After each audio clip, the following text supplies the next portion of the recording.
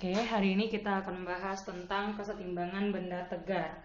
Nah, dimana di sini kalau kita melihat ada kesetimbangan, kata-kata kesetimbangan berarti kita punya awalan yaitu setimbang.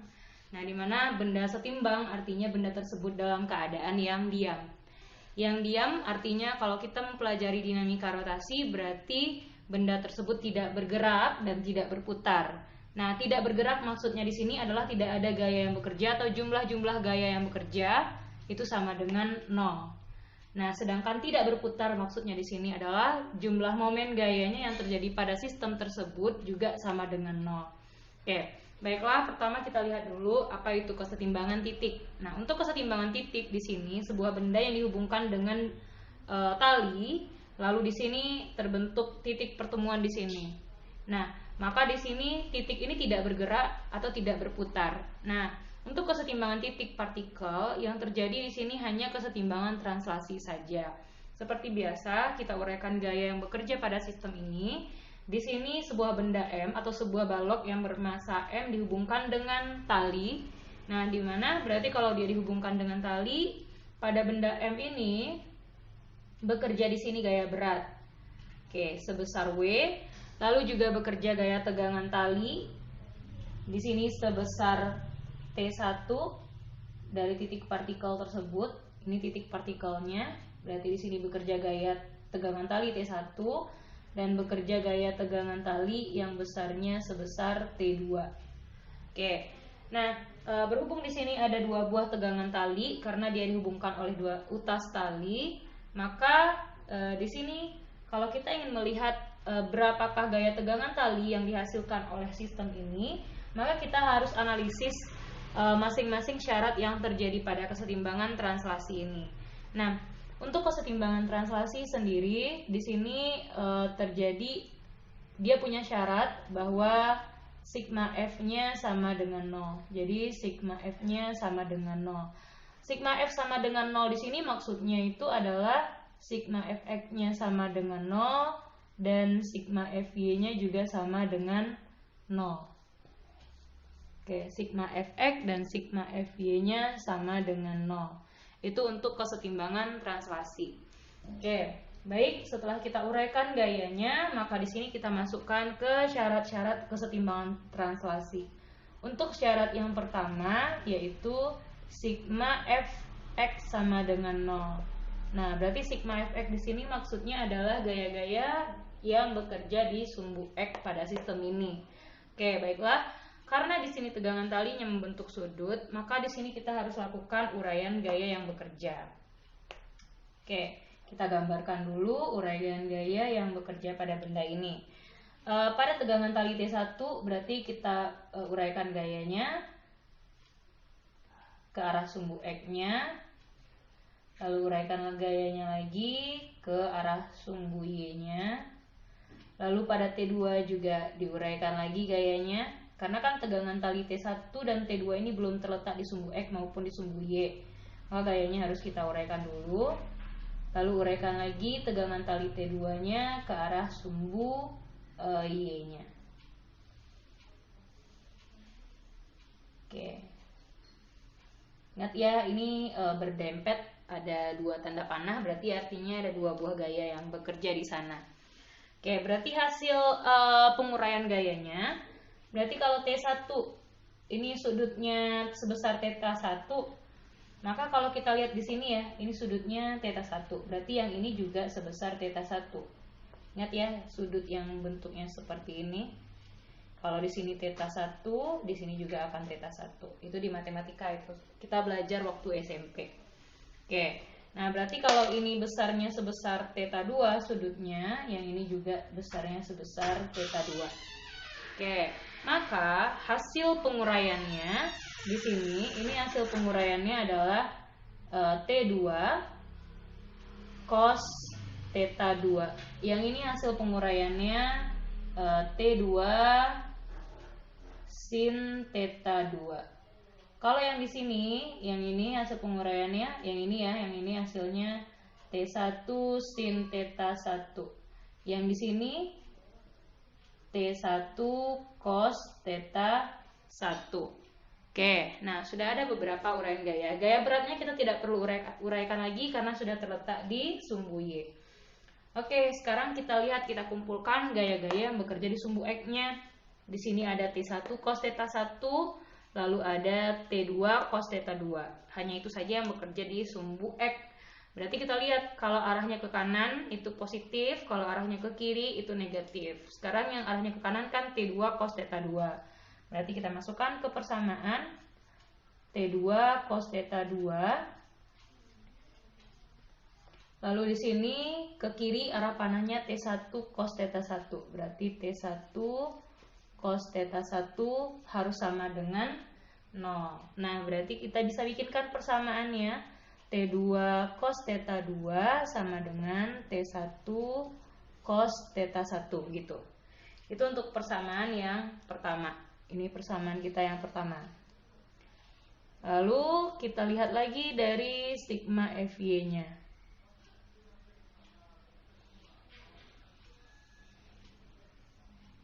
Kita lihat lagi gaya-gaya yang bekerja di sumbu Y atau sigma FY harus juga sama dengan 0 ya.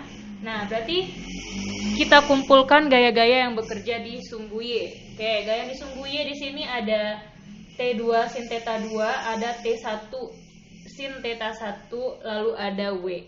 Nah, kalau panahnya ke atas positif, panahnya ke bawah negatif.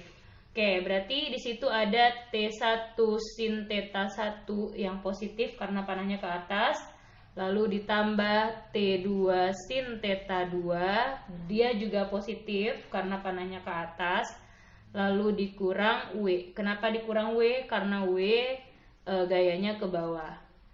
Oke, baru sama dengan 0. Nah, sekarang kalau misalkan kita mau mencari W-nya, berarti T1 sin theta 1 ditambah T2 sin theta 2, itu min W-nya kita pindahkan ke kanan jadinya W.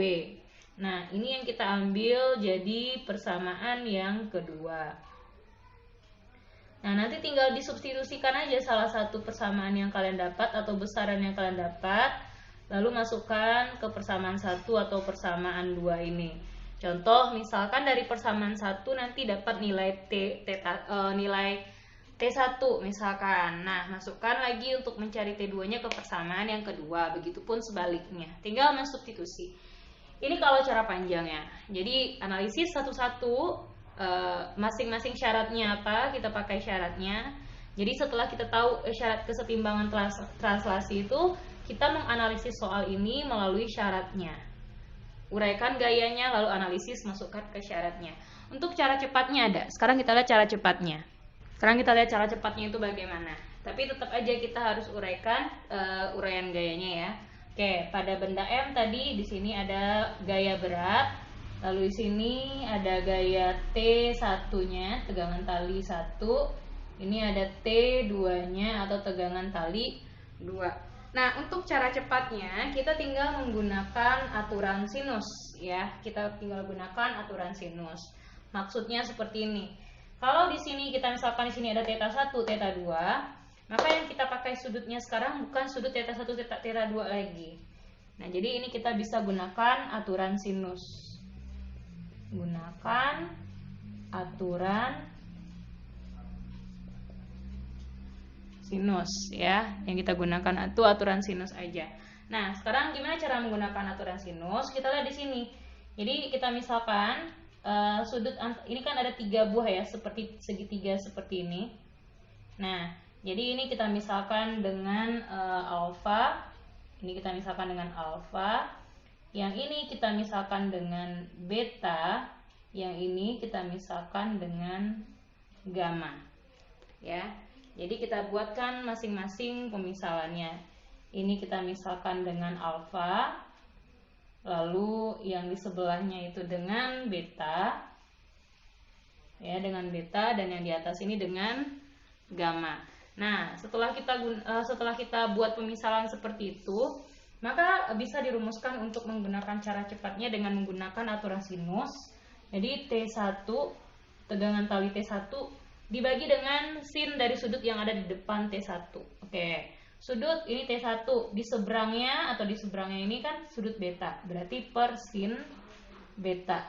Lalu sama dengan di sini T2, berarti sudut yang ada di seberang T2 itu sudut alfa. Berarti sama dengan T2 per sin alfa. Oke.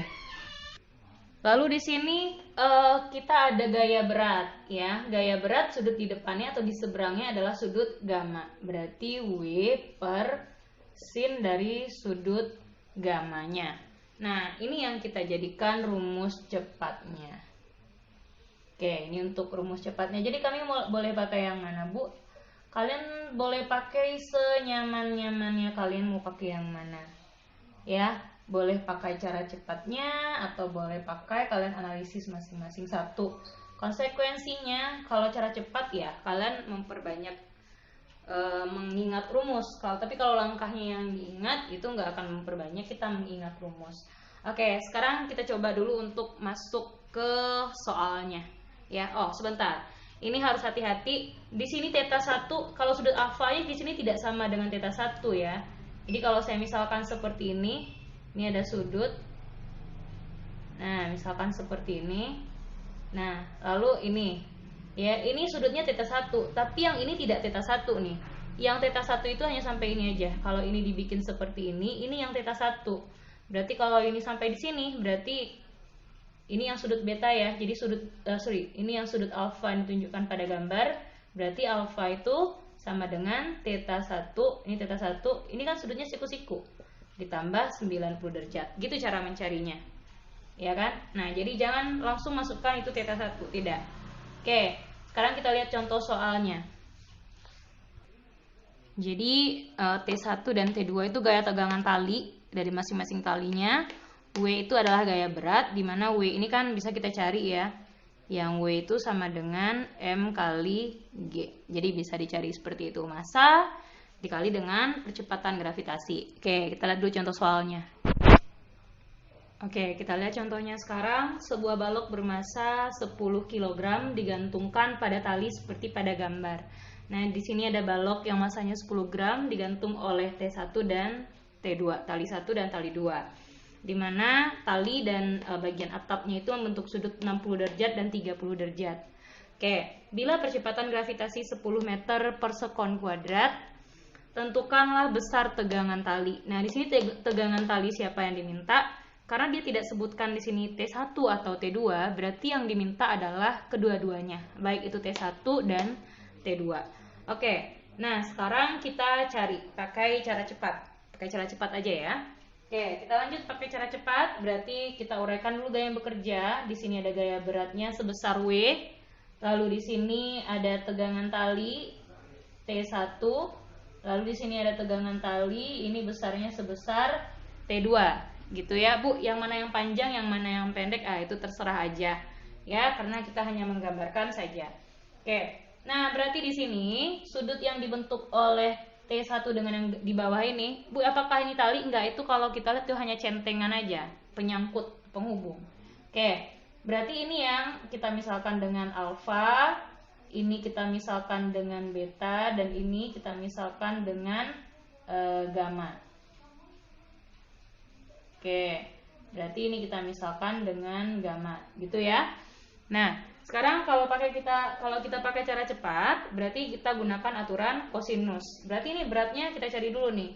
Ini kan 10 dikali 10 meter per sekon, dapatnya di sini 100 newton, ya. Dapatnya 100 newton. Sekarang kita mau cari T1 dan T2. Tadi kita punya persamaan sinus tadi. Berarti di sini kalau kita lihat T1, berarti kita jawab dulu. Jawab, berarti di sini T1 dibagi dengan sin dari sudut yang ada di seberang T1, kan sudut alfa. Berarti per sin alfa sama dengan T2, ini T2 per sudut yang ada di seberangnya. Berarti per sin dari sudut beta sama dengan, berarti yang ketiga di sini adalah gayanya gaya W per sudut yang ada di depan atau di seberang W. Ini W, sudut yang di seberangnya adalah sudut gamma. Per dari sin sudut gamma. Oke, Lalu Bu, kita pakai persamaan yang mana Bu? T1 tidak dikasih tahu, T2 tidak dikasih tahu. Yang hanya dikasih tahu berat.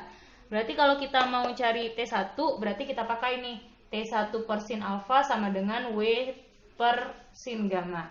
Kalau kita mau cari T2, tutup T1-nya. T2 per sin beta sama dengan W per sin gamma gitu. Nah, berarti kita cari dulu nih T1-nya. Berarti kalau kita mau cari T1-nya, maka untuk T1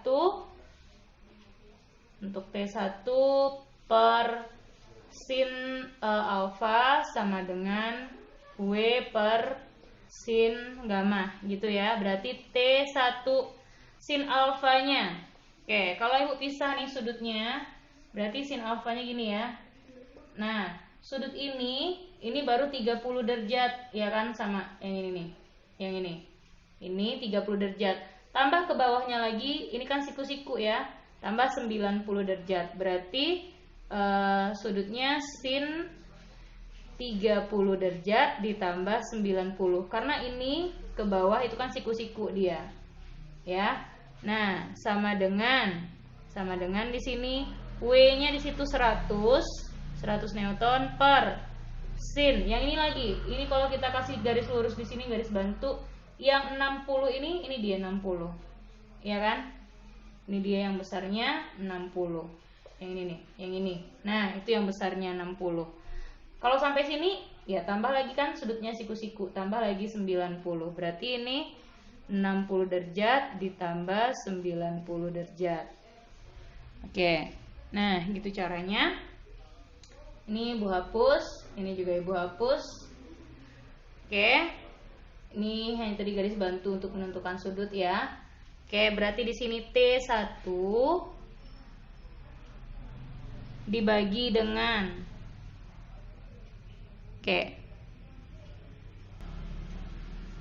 jadi dibagi dengan sin 30 tambah 90, berarti sin 120 derajat. Nah, sin 120 derajat sama dengan 100 per sin 60 ditambah dengan per sin gamma. Sin gamma ini sudutnya nih, ini sudutnya di sini. Ini 30, ini 60. Kalau dia berupa segitiga, di sini sudutnya berapa? 90 ya. Berarti 90. Per sin 90. Setelah itu kita cari lagi. Saya sambung di mana ya? Kayaknya saya bisa hapus soalnya. Atau jangan-jangan kita kesini aja.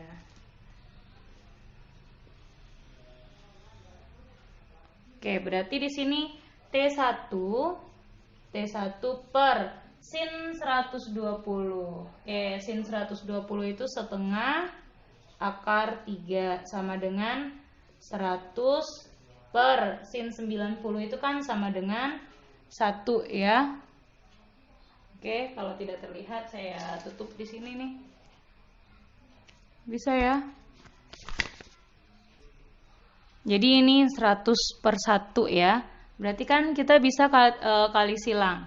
Berarti untuk T1-nya sama dengan 100 dikali setengah akar 3. Oke, berarti T1 sama dengan 100 dikali setengah akar 3 gitu. Nah, berarti ini 100 dengan setengah akar 3-nya ini kan bisa kita coret nih. Setengah dengan 2-nya di sini ya. Ini 50, 100 dengan 2 berarti di sini 50 akar 3. 50 akar 3 satuannya dalam Newton. Jadi untuk T1-nya dapat 50 dikali akar 3 Newton. Sekarang kita cari lagi untuk T2-nya yang kita cari. Kalau kita mencari T2, berarti untuk T2 kita pakai lagi nih persamaannya. Berarti T2 per sin beta. Jadi maka kalau kita mau cari T2 per sin beta sama dengan W per sin gamma. Oke, kita mau cari T2-nya nih. Berarti T2 sin betanya yang ini beta ya. Berarti dari ini sampai sini itu 60. Ke bawah lagi tambah lagi 90 ya. Berarti sin 60. Jadi kalau kita lihat di sini sinnya sin 60 ditambah 90. Jadi yang 60 itu kalau kita bantu dengan garis putus-putus ya. 60 itu yang ini sampai di bawah baru. Sedangkan beta kan sampai bawah lagi. Berarti 60 ditambah ini siku-siku. Siku-siku di situ 90. Ya kan? Berarti 60 ditambah 90 sama dengan W-nya itu 100 Newton per sin gamma. Sin gamma per tadi sin 90 ya, sudut gamanya. Berarti T2 per sin 150 sama dengan 100 per sin 90 adalah 1. Oke, berarti sin 150 ini kan sama dengan sin 30 ya. Berarti T2 sama dengan sin 30. Sin 30 itu setengah. Sama dengan 100 per 1. Tuh, sekarang kali silang. Berarti T2 sama dengan setengah dikali 100. Oke, setengah kali 100. Jadi dapatnya di sini T2-nya sebesar 50 Newton. Oke, kita lanjut ke soal yang kedua. Oke, kita lihat contoh soal yang kedua. Di sini sebuah balok masanya 80,5 kg digantung dengan tali seperti pada gambar.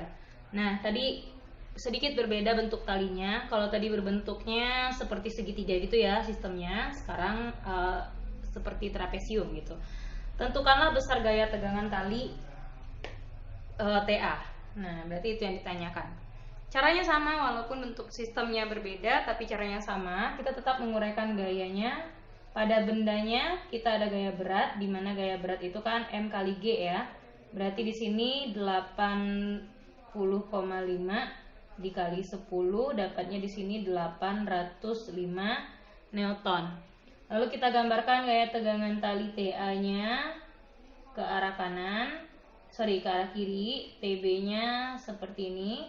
Itu tegangan tali dari benda B atau TB-nya.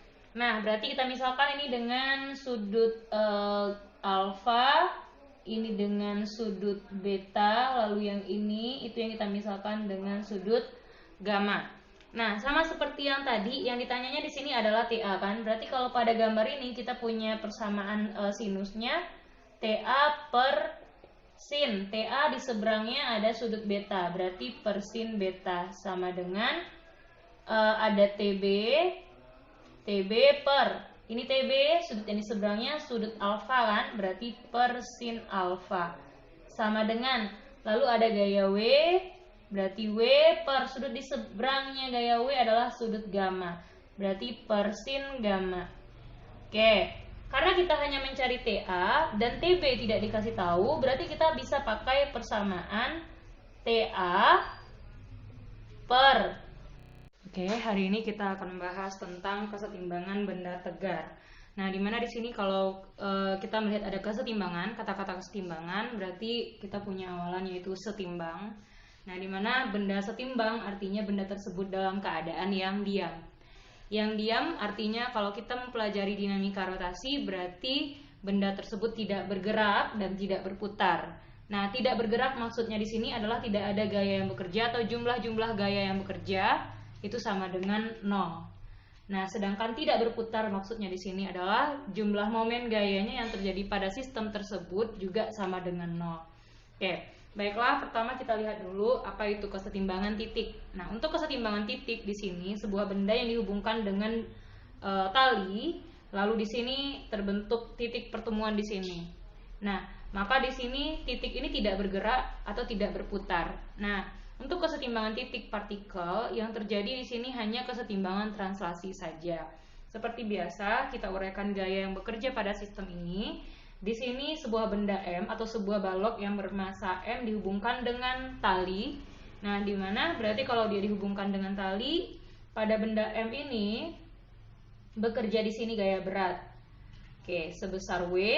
Lalu juga bekerja gaya tegangan tali. Di sini sebesar T1 dari titik partikel tersebut. Ini titik partikelnya. Berarti di sini bekerja gaya tegangan tali T1 dan bekerja gaya tegangan tali yang besarnya sebesar T2. Oke. Nah, berhubung di sini ada dua buah tegangan tali karena dia dihubungkan oleh dua utas tali, maka di sini kalau kita ingin melihat berapakah gaya tegangan tali yang dihasilkan oleh sistem ini, maka kita harus analisis masing-masing syarat yang terjadi pada kesetimbangan translasi ini. Nah, untuk kesetimbangan translasi sendiri di sini terjadi, dia punya syarat bahwa sigma F-nya sama dengan 0. Jadi sigma F-nya sama dengan 0. Sigma F sama dengan 0 di sini maksudnya itu adalah sigma Fx-nya sama dengan 0 dan sigma Fy-nya juga sama dengan 0. Oke, sigma Fx dan sigma Fy-nya sama dengan 0. Itu untuk kesetimbangan translasi. Oke. Baik, setelah kita uraikan gayanya, maka di sini kita masukkan ke syarat-syarat kesetimbangan translasi. Untuk syarat yang pertama yaitu sigma Fx sama dengan 0. Nah, berarti sigma Fx di sini maksudnya adalah gaya-gaya yang bekerja di sumbu X pada sistem ini. Oke, baiklah. Karena di sini tegangan talinya membentuk sudut, maka di sini kita harus lakukan uraian gaya yang bekerja. Oke. Kita gambarkan dulu uraian gaya yang bekerja pada benda ini. Pada tegangan tali T1 berarti kita uraikan gayanya ke arah sumbu X-nya. Lalu uraikan gayanya lagi ke arah sumbu Y-nya. Lalu pada T2 juga diuraikan lagi gayanya. Karena kan tegangan tali T1 dan T2 ini belum terletak di sumbu X maupun di sumbu Y. Maka gayanya harus kita uraikan dulu. Lalu uraikan lagi tegangan tali T2-nya ke arah sumbu Y-nya. Oke. Ingat ya, ini berdempet, ada dua tanda panah, berarti artinya ada dua buah gaya yang bekerja di sana. Oke, berarti hasil penguraian gayanya, berarti kalau T1 ini sudutnya sebesar θ1, maka kalau kita lihat di sini ya, ini sudutnya θ1. Berarti yang ini juga sebesar θ1. Ingat ya, sudut yang bentuknya seperti ini. Kalau di sini θ1, di sini juga akan θ1. Itu di matematika itu. Kita belajar waktu SMP. Oke. Nah, berarti kalau ini besarnya sebesar θ2 sudutnya, yang ini juga besarnya sebesar θ2. Oke. Maka hasil penguraiannya di sini, ini hasil penguraiannya adalah T2 cos θ2. Yang ini hasil penguraiannya T2 sin θ2. Kalau yang di sini, yang ini hasil penguraiannya, yang ini ya, yang ini hasilnya T1 sin θ1. Yang di sini T1 cos θ1. Oke, nah sudah ada beberapa uraian gaya. Gaya beratnya kita tidak perlu uraikan lagi karena sudah terletak di sumbu Y. Oke, sekarang kita lihat, kita kumpulkan gaya-gaya yang bekerja di sumbu X-nya. Di sini ada T1 cos θ1, lalu ada T2 cos θ2. Hanya itu saja yang bekerja di sumbu X. Berarti kita lihat, kalau arahnya ke kanan itu positif, kalau arahnya ke kiri itu negatif. Sekarang yang arahnya ke kanan kan T2 cos θ2. Berarti kita masukkan ke persamaan T2 cos θ2.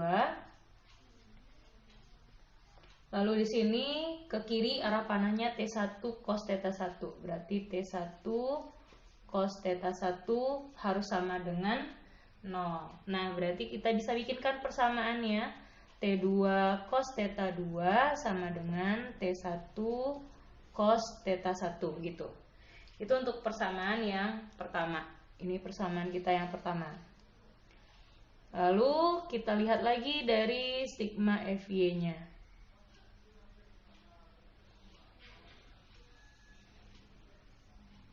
Kita lihat lagi gaya-gaya yang bekerja di sumbu Y atau sigma Fy harus juga sama dengan 0 ya. Nah, berarti kita kumpulkan gaya-gaya yang bekerja di sumbu Y. Oke, gaya di sumbu Y di sini ada T2 sin θ2, ada T1 sin θ1, lalu ada W. Nah, kalau panahnya ke atas positif, panahnya ke bawah negatif. Oke, berarti di situ ada T1 sin θ1 yang positif karena panahnya ke atas.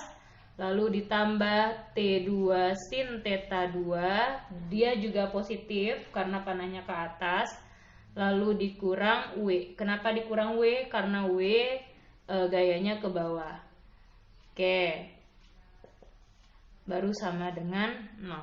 Nah, sekarang kalau misalkan kita mau mencari W-nya, berarti T1 sin theta 1 ditambah T2 sin theta 2, itu min W-nya kita pindahkan ke kanan jadinya W. Nah, ini yang kita ambil jadi persamaan yang kedua. Nah, nanti tinggal disubstitusikan aja salah satu persamaan yang kalian dapat atau besaran yang kalian dapat, lalu masukkan ke persamaan 1 atau persamaan 2 ini. Contoh, misalkan dari persamaan 1 nanti dapat nilai nilai T1 misalkan. Nah, masukkan lagi untuk mencari T2-nya ke persamaan yang kedua. Begitupun sebaliknya. Tinggal mensubstitusi. Ini kalau cara panjangnya. Jadi, analisis satu-satu, masing-masing syaratnya apa, kita pakai syaratnya. Jadi, setelah kita tahu syarat kesetimbangan translasi itu, kita menganalisis soal ini melalui syaratnya. Uraikan gayanya, lalu analisis, masukkan ke syaratnya. Untuk cara cepatnya ada. Sekarang kita lihat cara cepatnya. Cara cepatnya itu bagaimana. Tapi tetap aja kita harus uraikan uraian gayanya ya. Oke, pada benda M tadi di sini ada gaya berat. Lalu di sini ada gaya T1-nya, tegangan tali 1. Ini ada T2-nya atau tegangan tali 2. Nah, untuk cara cepatnya kita tinggal menggunakan aturan sinus ya. Kita tinggal gunakan aturan sinus. Maksudnya seperti ini.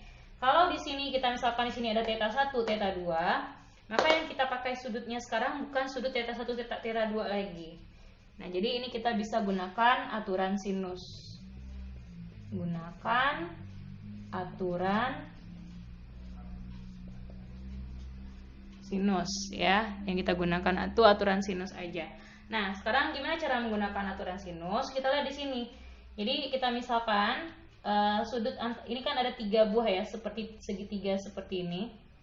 Nah, jadi ini kita misalkan dengan alfa. Ini kita misalkan dengan alfa. Yang ini kita misalkan dengan beta. Yang ini kita misalkan dengan gamma. Ya. Jadi kita buatkan masing-masing pemisalannya. Ini kita misalkan dengan alfa, lalu yang di sebelahnya itu dengan beta, ya dengan beta, dan yang di atas ini dengan gamma. Nah, setelah kita buat pemisalan seperti itu, maka bisa dirumuskan untuk menggunakan cara cepatnya dengan menggunakan aturan sinus. Jadi T1, tegangan tali T1 dibagi dengan sin dari sudut yang ada di depan T1. Oke, sudut ini T1, di seberangnya ini kan sudut beta, berarti per sin beta. Lalu sama dengan di sini T2, berarti sudut yang ada di seberang T2 itu sudut alfa, berarti sama dengan T2 per sin alfa. Oke. Lalu di sini kita ada gaya berat ya. Gaya berat sudut di depannya atau di seberangnya adalah sudut gamma. Berarti W per sin dari sudut gammanya. Nah, ini yang kita jadikan rumus cepatnya. Oke, ini untuk rumus cepatnya. Jadi kami boleh pakai yang mana, Bu? Kalian boleh pakai senyaman-nyamannya kalian mau pakai yang mana. Ya. Boleh pakai cara cepatnya atau boleh pakai kalian analisis masing-masing satu. Konsekuensinya kalau cara cepat ya kalian memperbanyak mengingat rumus. Tapi kalau langkahnya yang diingat itu nggak akan memperbanyak, kita mengingat rumus. Oke, sekarang kita coba dulu untuk masuk ke soalnya. Ya, sebentar. Ini harus hati-hati. Di sini theta 1 kalau sudut alfanya di sini tidak sama dengan theta 1 ya. Jadi kalau saya misalkan seperti ini ada sudut. Nah, misalkan seperti ini. Nah, lalu ini. Ya, ini sudutnya theta 1, tapi yang ini tidak theta 1 nih. Yang theta 1 itu hanya sampai ini aja. Kalau ini dibikin seperti ini yang theta 1. Berarti kalau ini sampai di sini, berarti ini yang sudut beta ya. Jadi ini yang sudut alfa yang ditunjukkan pada gambar. Berarti alfa itu sama dengan theta 1. Ini theta 1. Ini kan sudutnya siku-siku. ditambah 90 derajat. Gitu cara mencarinya. Ya kan? Nah, jadi jangan langsung masukkan itu theta 1, tidak. Oke, sekarang kita lihat contoh soalnya. Jadi T1 dan T2 itu gaya tegangan tali dari masing-masing talinya.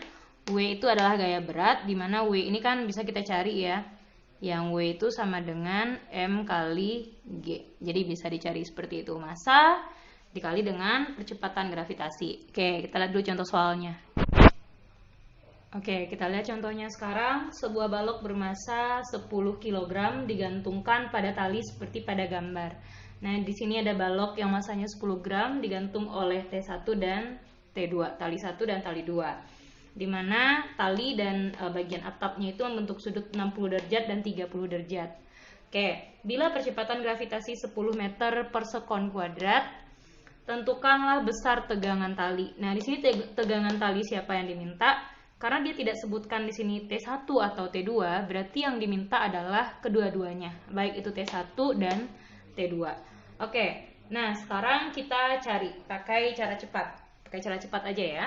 Oke, kita lanjut pakai cara cepat. Berarti kita uraikan dulu gaya yang bekerja. Di sini ada gaya beratnya sebesar W. Lalu di sini ada tegangan tali T1. Lalu di sini ada tegangan tali, ini besarnya sebesar T2. Gitu ya Bu, yang mana yang panjang, yang mana yang pendek, itu terserah aja ya, karena kita hanya menggambarkan saja. Oke, nah berarti di sini sudut yang dibentuk oleh T1 dengan yang di bawah ini, Bu, apakah ini tali? Enggak, itu kalau kita lihat itu hanya centengan aja, penyangkut, penghubung. Oke, berarti ini yang kita misalkan dengan alfa, ini kita misalkan dengan beta, dan ini kita misalkan dengan gamma.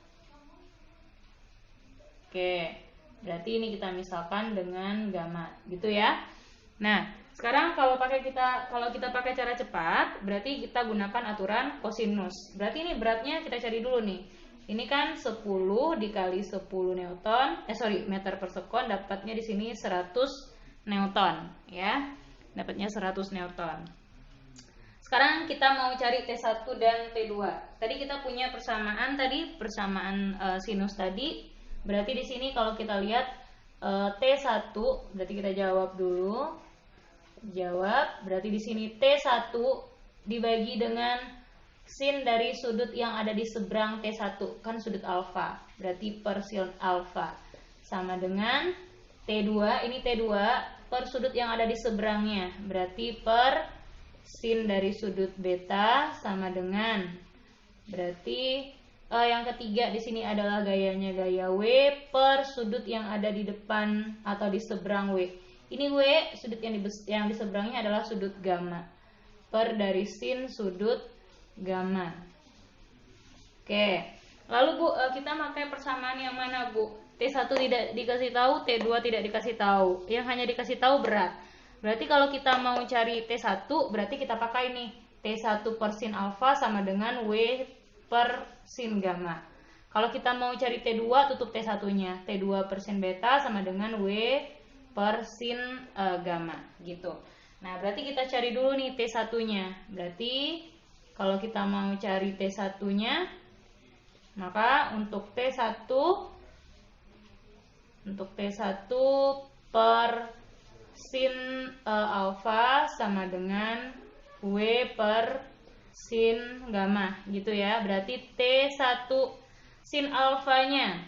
Oke, kalau Ibu pisah nih sudutnya, berarti sin alfanya gini ya. Nah, sudut ini baru 30 derajat, ya kan, sama yang ini nih. Yang ini. Ini 30 derajat. Tambah ke bawahnya lagi, ini kan siku-siku ya. Tambah 90 derajat. Berarti sudutnya sin 30 derajat ditambah 90. Karena ini ke bawah itu kan siku-siku dia. Ya. Nah, sama dengan di sini W-nya di situ 100 newton per sin. Yang ini lagi. Ini kalau kita kasih garis lurus di sini, garis bantu, yang 60 ini dia 60. Ya kan? Ini dia yang besarnya 60. Yang ini nih, yang ini. Nah, itu yang besarnya 60. Kalau sampai sini, ya tambah lagi kan sudutnya siku-siku, tambah lagi 90. Berarti ini 60 derajat ditambah 90 derajat. Oke, nah gitu caranya. Ini Ibu hapus, ini juga Ibu hapus. Oke, ini hanya tadi garis bantu untuk menentukan sudut ya. Oke, berarti di sini T1 dibagi dengan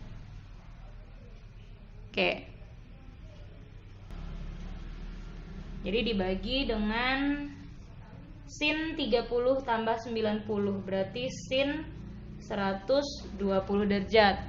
Nah, sin 120 derajat sama dengan 100 per sin 60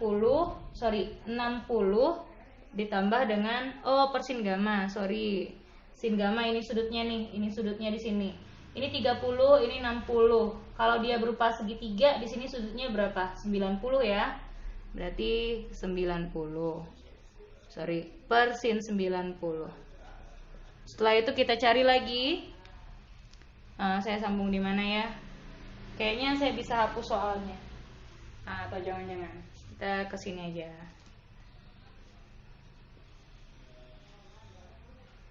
Oke, berarti di sini T1 per sin 120.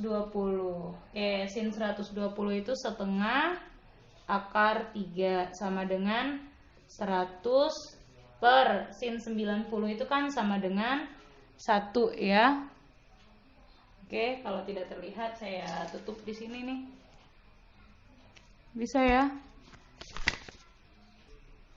Jadi ini 100 per 1 ya. Berarti kan kita bisa kali silang. Berarti untuk T1-nya sama dengan 100 dikali setengah akar 3. Oke, berarti T1 sama dengan 100 dikali setengah akar 3 gitu. Nah, berarti ini 100 dengan setengah akar 3-nya ini kan bisa kita coret nih. Setengah dengan 2-nya di sini ya. Ini 50, 100 dengan 2 berarti di sini 50 akar 3. 50 akar 3 satuannya dalam Newton. Jadi untuk T1-nya dapat 50 dikali akar 3 Newton. Sekarang kita cari lagi untuk T2-nya yang kita cari. Kalau kita mencari T2, berarti untuk T2 kita pakai lagi nih persamaannya. Berarti T2 per sin beta. Jadi maka kalau kita mau cari T2 per sin beta sama dengan W per sin gamma. Oke, kita mau cari T2-nya nih. Berarti T2 sin betanya yang ini beta ya. Berarti dari ini sampai sini itu 60. Ke bawah lagi tambah lagi 90 ya. Berarti sin 60. Jadi kalau kita lihat di sini sinnya sin 60 ditambah 90. Jadi yang 60 itu kalau kita bantu dengan garis putus-putus ya. 60 itu yang ini sampai di bawah baru. Sedangkan beta kan sampai bawah lagi. Berarti 60 ditambah ini siku-siku di situ 90. Ya kan? Berarti 60 ditambah 90 sama dengan W-nya itu 100 Newton per sin gamma. Sin gamma per tadi sin 90 ya, sudut gammanya. Berarti T2 per sin 150 sama dengan 100 per sin 90 adalah 1. Oke, berarti sin 150 ini kan sama dengan sin 30 ya. Berarti T2 sama dengan sin 30. Sin 30 itu setengah sama dengan 100 per 1. Tuh. Sekarang kali silang. Berarti T2 sama dengan setengah dikali 100. Oke. Setengah kali 100. Jadi dapatnya di sini T2-nya sebesar 50 Newton. Oke, kita lanjut ke soal yang kedua. Oke, kita lihat contoh soal yang kedua. Di sini sebuah balok masanya 80,5 kg digantung dengan tali seperti pada gambar. Nah, tadi sedikit berbeda bentuk talinya. Kalau tadi berbentuknya seperti segitiga gitu ya sistemnya, sekarang seperti trapesium gitu. Tentukanlah besar gaya tegangan tali TA. Nah, berarti itu yang ditanyakan. Caranya sama walaupun bentuk sistemnya berbeda, tapi caranya sama. Kita tetap menguraikan gayanya. Pada bendanya kita ada gaya berat, di mana gaya berat itu kan M kali G ya. Berarti di sini 80,5 dikali 10, dapatnya di sini 805 Newton. Lalu kita gambarkan gaya tegangan tali TA-nya ke arah kanan, ke arah kiri. TB-nya seperti ini. Itu tegangan tali dari benda B atau TB-nya. Nah, berarti kita misalkan ini dengan sudut alfa, ini dengan sudut beta, lalu yang ini itu yang kita misalkan dengan sudut gamma. Nah, sama seperti yang tadi, yang ditanyanya di sini adalah TA kan. Berarti kalau pada gambar ini kita punya persamaan sinusnya TA per sin. TA di seberangnya ada sudut beta, berarti per sin beta sama dengan ada TB per, ini TB, sudut yang di seberangnya sudut alfa kan, berarti per sin alfa sama dengan, lalu ada gaya W, berarti W per sudut di seberangnya gaya W adalah sudut gamma, berarti per sin gamma. Oke, karena kita hanya mencari TA dan TB tidak dikasih tahu, berarti kita bisa pakai persamaan TA per sin gamma. Oke, untuk mencari gaya berat kan tinggal massa dikali percepatan gravitasi, berarti M kali G. M-nya 80,5, G-nya 10, berarti dapatnya 805 Newton. Oke, untuk TA-nya berarti TA per sin beta. Nah, sin betanya di sini ini kita lihat ini. Nih, oke ya, kalau kita bagi seperti ini sudutnya. Nah, yang ini seperti huruf Z kan? Ini yang 45 derajat. Sedangkan sudut beta bukan hanya ini saja, beta itu sampai ke bawah lagi. Berarti yang di bawah kan sudut siku-siku, di bawah garis putus-putus ini kan siku-siku lagi. Berarti sin beta itu sama dengan sin 45 ditambah 90 derajat. Sama dengan W-nya tadi 805 per sin gamma. Oke, sin gammanya ini. Ingat, ini tadi 45 ya. Oke, 45. Berarti kalau garis lurus ini dari ini sampai ke garis mendatar ini, kalau kita gambarkan di sini ya, dia garisnya seperti ini. Ini 45, yang ini yang gamma, ya kan? Berarti kan dari ini ke sini sudutnya 180. Berarti untuk gamma 180 dikurang 45 kan? Berarti sin 180 dikurang dengan 45 ya, sin 180 dikurang 45. Oke, berarti ini TA per sin 135 sama dengan 805 per sin 180 dikurang 45 itu kan sin 135 derajat.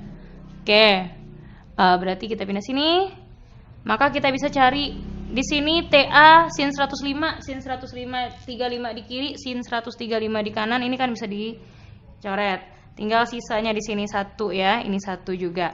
Kalau kita kali silang, berarti TA-nya langsung bisa sama dengan 805 Newton. Oke, ini tegangan tali di A-nya. Kita masuk contoh kesetimbangan yang kedua, yaitu kesetimbangan batang berporos. Oke, untuk jenis kesetimbangan yang kedua yaitu kesetimbangan batang yang berporos. Nanti saya akan kasih lihat gambarnya seperti apa. Oke, di sini kita punya batang AB, lalu dipasang poros di sini, Jadi ini bisa berputar ya, kira-kira seperti ini bentuknya. Ini porosnya, jadi ini bisa berputar gitu. Nanti kita akan lihat seperti apa itu. Lalu ujung B-nya digantungkan atau dihubungkan dengan tali ke titik C. Dan di ujung B itu juga digantungkan sebuah beban yang bermassa. Nah, berarti kita harus tahu di sini syarat dari kesetimbangannya untuk menganalisis soal seperti ini, ya. Jadi syarat setimbangnya kita pakai sigma torsinya sama dengan 0, sigma F-nya sama dengan 0. Nah, sigma F-nya kan nanti terdiri dari sigma Fx dan sigma Fy. Seperti biasa kita uraikan gambarnya. Pada benda M ini dia punya gaya berat beban sebesar WB, Lalu ada di bagian tengah batang juga bekerja gaya berat. Gaya berat batang AB-nya atau W kita simbolkan. Karena dia dihubungkan dengan tali, berarti di sini punya gaya tegangan tali yang arahnya menarik benda. Oke, dia menarik benda seperti itu kan? Berarti ini gaya tegangan tali T. Oke, setelah itu karena gaya tegangan talinya membentuk sudut seperti biasa, kita uraikan lagi gaya tegangan talinya ke arah sumbu Y dan ke arah sumbu X. Oke, kita uraikan lagi ke arah sumbu X-nya. Nah, berarti di sini hasil penguraiannya, kalau di sini sudut tetanya, berarti ini T sin theta, yang di bawahnya T cos theta. Jadi cos theta itu yang mendatar ini ya. Lalu pada poros itu juga bekerja gaya normal. Karena kan porosnya menempel pada dinding ini. Nah, berarti ada di sini gaya normal sebesar N. Mungkin nanti juga akan terjadi gaya gesekan porosnya ke arah atas, karena porosnya kan bergerak ke bawah, maka nanti akan ada gaya geseknya ke arah atas atau FG. Kira-kira seperti itu gambarnya. Nah, sekarang kita analisis soal seperti ini dengan menggunakan dua syarat ini. Sigma torsi sama dengan 0, sigma F sama dengan 0. Berarti kita cari dulu, kita analisis dulu yang sigma torsinya. Oke. Untuk sigma torsi yang sama dengan 0, berarti sigma torsi sama dengan 0. Maka kita lihat dulu gaya-gaya yang menyebabkan batangnya tadi berputar. Nah, di sini porosnya adalah di titik A. Jadi ini yang menjadi poros ya. Ini yang menjadi poros. Nah, sekarang kita lihat dulu gaya-gaya yang menyebabkan si batangnya tadi bisa berputar kira-kira. Artinya gaya yang di poros, gaya yang bekerjanya tepat di poros itu tidak kita masukkan. Oke, sekarang berarti kita cek masing-masing gaya. Yang pertama gaya WB. Kita lihat di sini dari ujung aja kita kerjakan ya. Gaya WB-nya, kalau kita tarik gaya WB-nya ke bawah. Jadi kalau misalkan kita punya batang bentuknya seperti ini, digantung beban di sini, ujung batang B ini ditarik oleh gaya WB ke bawah. Porosnya di sebelah kiri ya. Maka nanti WB-nya akan berputar searah jarum jam. Maka tandanya momen gayanya nanti bertanda positif. Oke. Lalu gaya beratnya atau gaya T sin theta dulu. T sin theta itu menarik ujung batang B-nya ke arah atas. Nah, berarti arahnya berlawanan jarum jam. Oke, berarti tandanya negatif momen gayanya nanti. Lalu ada gaya beratnya di tengah batang, arahnya menarik batangnya ke bawah, berarti akan menyebabkan batangnya berputar. Jadi kita arahkan aja dari gaya ke poros, sama seperti kita menguraikan momen gaya waktu pertama kali kita belajar momen gaya. Nah, berarti ini kan gaya W-nya nilainya positif. Oke, sebentar, berarti ini gaya W-nya positif. Oke ya. Nah, baru setelah itu kita masukkan ke sigma torsinya. Bu, kenapa T cos-nya tidak? T cos-nya kan bekerjanya seperti ini ya. Oke. Kita perhatikan gaya tegangan talinya. Gaya T cos theta-nya. T cos theta-nya itu arahnya ke kiri, itu menekan poros. Jadi batangnya kan tidak berputar, makanya tidak ada momen gayanya. Oke, sekarang kita lanjut. Berarti yang punya momen gaya yang positif di sini WB. Berarti WB dikali, itu kan momen gayanya positif, berarti positif. Kan yang namanya momen gaya itu kan gayanya dikali lengan gaya. Lengan gayanya kan jarak masing-masing gaya ke porosnya. WB kali lengan gaya WB. Lengan gaya WB jarak dari WB ke poros kan sepanjang L. Sepanjang panjang batangnya. Kalau kita punya batang AB-nya sepanjang L, maka kita kali dari A ke B itu sebesar L. Ya. Oke, L ini panjang batang AB-nya. Oke, berarti gaya yang positif lagi momen gayanya di sini W. Berarti ditambah W dikalikan dengan jarak gaya W ke poros. Kalau panjang batang AB-nya ini L, berarti kan yang namanya gaya berat batang bekerjanya pas di bagian tengah batang. Berarti dari bagian tengah ke poros itu kan setengah dari panjang batangnya. Oke. Lalu yang menyebabkan batangnya berputar lagi tadi yang T sin theta. Berarti di sini T sin theta dikalikan jarak T sin theta dengan gaya T sin theta ke poros. T sin theta ini kan pangkalnya di sini nih. Sampai ke poros kan dia juga berjarak sejauh L. Maka dikali L sama dengan 0. Nah, seperti itu kira-kira. Oke. Nah, berarti di sini WB-nya ditambah setengah L, WB dikali L tambah W dikali setengah L dikurang T sin theta dikali L sama dengan 0, itu bisa kita sebut sebagai persamaan yang pertama. Lalu nanti kita tinggal substitusikan saja atau masukkan aja angka-angkanya yang akan kita tentukan, maka nanti kita akan dapat hasilnya. Kalau seandainya ditanya berapakah N dan F geseknya, maka kita bisa cari melalui sigma F-nya. Jadi kalau seandainya disuruh menentukan berapakah gaya normal atau gaya geseknya, kita lihat lagi gaya normal ini kan dia pas di poros, berarti kita nggak mungkin carinya lewat momen gaya. Kemungkinan dia akan dicari melalui sigma Fx dan sigma Fy. Kalau yang ditanya misalkan gaya normalnya letaknya di sumbu apa? Di sumbu X, berarti kita analisa gaya-gaya yang bekerja di sumbu X. Nah, kalau kita lihat di sini gaya-gaya di sumbu X kan di sini ada N dan ada T cos theta kan. Nah, berarti kalau dia mengarahnya ke kiri, kalau dia mengarah ke kiri negatif, kalau dia ke kanan arah panahnya positif. Ya, N arah panahnya ke kanan, berarti N-nya positif. T cos theta arah panahnya ke kiri, berarti dikurang T cos theta sama dengan 0. Itu kalau digunakan untuk mencari N, maka N-nya akan sama dengan T cos theta. Itu kalau seandainya disuruh menentukan besar gaya normalnya. Kalau tidak ya ini nggak perlu diuraikan sebenarnya. Oke, lalu kita disuruh menentukan gaya gesek. Kalau seandainya kita disuruh menentukan gaya gesek poros, maka kita lihat gaya gesek itu bekerjanya pada sumbu apa? Pada sumbu Y. Kalau pada sumbu Y kita analisis lagi sigma Fy-nya sama dengan 0. Gitu. Nah, gaya-gaya yang bekerja di sumbu Y di sini ada Fg, ada W, ada Wb dan ada T sin theta. Berarti kalau ke atas arah panahnya positif, kalau ke bawah negatif. Berarti Fg ditambah yang positif lagi T sin theta. Oke, dikurang W, dikurang lagi WB. Yang negatif ini Ibu tandai ini itu untuk momen gaya ya. Tapi kalau sigma F itu positif atau negatifnya dilihat dari arah panahnya. Kalau untuk sigma F berarti sama dengan 0. Ini dia kalau seandainya memang disuruh untuk menentukan nilai gaya gesek antara poros dengan batangnya. Oke, bisa dicari dengan persamaan yang seperti ini. Ya, sekarang kita lihat ke contoh soalnya. Jadi sebelum Ibu masuk contoh soal, Ibu tekankan lagi WB ini adalah berat beban yang digantung. W ini di sini adalah gaya berat dari batang, ya. T itu adalah gaya tegangan tali dan Fg itu adalah gaya gesek, sedangkan M itu merupakan gaya normal. Theta di sini sudut yang dibentuk oleh tali dan batangnya.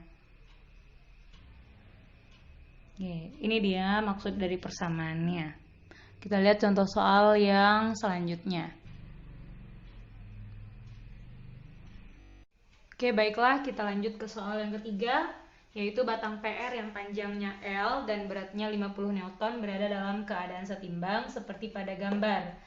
Nah, di sini ada sebuah sistem ya, batang yang dihubungkan dengan poros lalu digantungkan dengan tali di ujung Q-nya. Lalu pada ujung R-nya digantung beban. Katanya di sini batang PR panjangnya L dan beratnya 50 Newton berada dalam keadaan setimbang. Ini dia. Batang ditahan oleh tali SQ dan pada ujung R digantung balok 100 Newton. Ini SQ ini merupakan tali penggantung. Jika panjang PQ-nya, jadi panjang PQ-nya 2/3 L, tentukan besar tegangan tali. Jadi tentukan berapa besar tegangan tali. Seperti biasa langkahnya sama. Nah, beda dengan yang tadi. Tadi itu kan bentuk batangnya seperti ini, lalu digantung dengan tali di ujung batangnya. Pas langsung ada bebannya, gitu kan? Nah, tapi pada soal yang sekarang ini posisi talinya bergeser di sini di titik Q. Nah, caranya sama, langkahnya sama, tapi hati-hati nanti mengukur panjang masing-masing gayanya. Ya. Beban ini juga bisa diubah-ubah panjangnya. Maksudnya bisa diubah-ubah posisinya. Kita uraikan dulu gaya yang bekerja. Oke, langkahnya tetap. uraikan gaya bekerja. Di sini pada bebannya ada gaya berat beban. Lalu di sini ada di bagian tengah batang juga bekerja pada gaya berat batang. Di sini W-nya. Lalu pada tegangan tali SQ-nya juga bekerja gaya tegangan tali sepanjang atau sebesar T di situ. Nah, sekarang setelah kita gambarkan gayanya, gaya tegangan talinya karena masih membentuk sudut, jangan lupa kita uraikan gaya tegangan talinya. Ya, ini gaya tegangan talinya, kita uraikan gaya tegangan talinya ke arah sumbu X. Uraikan lagi ke arah sumbu Y-nya nanti seperti itu. Oke. Berarti ini namanya T sin 30 derajat. Ya, ini T sin 30 derajat. Yang di sini berarti T cos 30 derajat. Lalu ada gaya gesek ke atas, lalu ada gaya normal. Oke.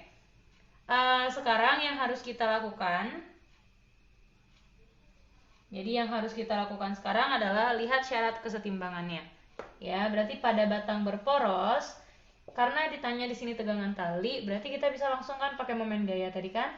Sigma torsinya sama dengan 0. Oke. Untuk menentukan sigma torsi sama dengan 0, kita lihat gaya-gaya yang menyebabkan nanti batangnya berputar. Oke, kita mulai dari gaya WB. Untuk gaya WB, kalau kita dorong dia ke bawah, gaya WB ini menyebabkan si batangnya berputar searah jarum jam. Oke, berarti ini tandanya plus. Lalu gaya W yang bekerja di bagian tengah batang, kalau kita tarik ke bawah, maka akan menyebabkan bagian batang ini yang di bagian tengahnya juga berputar searah jarum jam, berarti nanti akan bertanda plus. Lalu untuk T sinnya, kalau kita putarkan dia ke arah porosnya di sini ya, maka nanti dia akan menyebabkan batangnya berputar berlawanan jarum jam. Maka tandanya di situ adalah tanda minus. Oke. Jadi menggambarkan tanda lengkungan ini, tanda putaran ini masing-masing setelah kita uji gitu ya, atau tarik aja garis lurus ke bawah ke arah poros, sama seperti kita menentukan momen gaya di awal kita belajar. Oke. Berarti di sini WB, gaya WB-nya positif, berarti WB dikali jarak WB ke poros. Katanya panjang dari P ke R-nya sepanjang L. Berarti jarak WB ke poros sama dengan panjang batangan, maka sepanjang L. Lalu ada W-nya juga positif, berarti ditambah W, jarak gaya W ke poros P. W ini bekerja di bagian tengah batang. Jarak bagian tengah batang ke porosnya kan setengah dari panjang batangnya.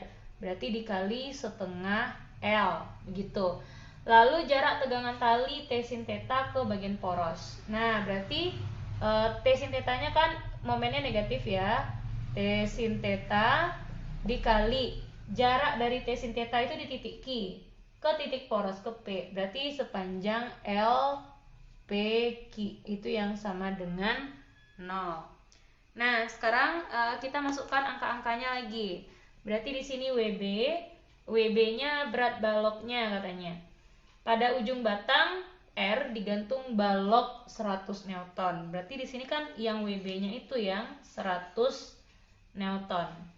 Ya kan? Masukkan di sini WB-nya 100 Newton dikali L ditambah W. W di sini katanya berat batang ya. W ini berat batang. Berat batangnya di situ katanya 50 Newton. Berarti ini 50 Newton. Ditambah 50 dikali setengah dikali L dikurang T sin theta dikali LPQ. LPQ itu 2/3 L, kan dikasih tahu di soal, sama dengan 0. Oke, berarti di sini 50 dengan 2 tinggalnya di sini 25. Oke, berarti 100 L ditambah 25 L dikurang T sin theta dikali 2/3 L sama dengan 0. Oke, nah berarti kalau kita mau cari T sin theta-nya, kita pindah ruaskan ya. Selesaikan dulu yang ini. Berarti ini 125 L dikurang T sin theta dikali 2/3L sama dengan 0. Oke. Nah, berarti ini jadinya 125L sama dengan T-nya kita pindah ruaskan, berarti T sin theta dikali L gitu ya. Jadi saya geser ke bawah aja. T sin theta dikali 2/3L dikali 2/3L. Oke. Kalau tidak kelihatan lagi, saya geser lagi nih. Berarti kan 125L sama dengan, jadinya ini kan pindah ruas. Maaf ya, saya nggak sejajarkan karena terlalu mepet di sini. T sin theta dikali 2/3L. Oke, masih juga nggak kelihatan.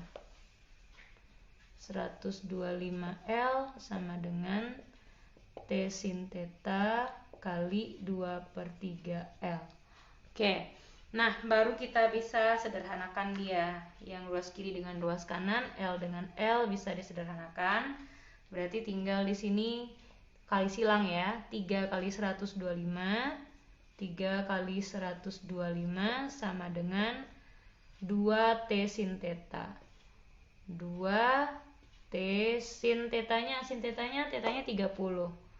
Sin 30 derajat. Oke, next.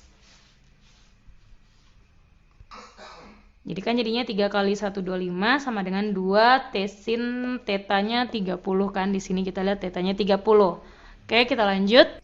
Berarti kan tadi 3 kali 125 kan 375 ya.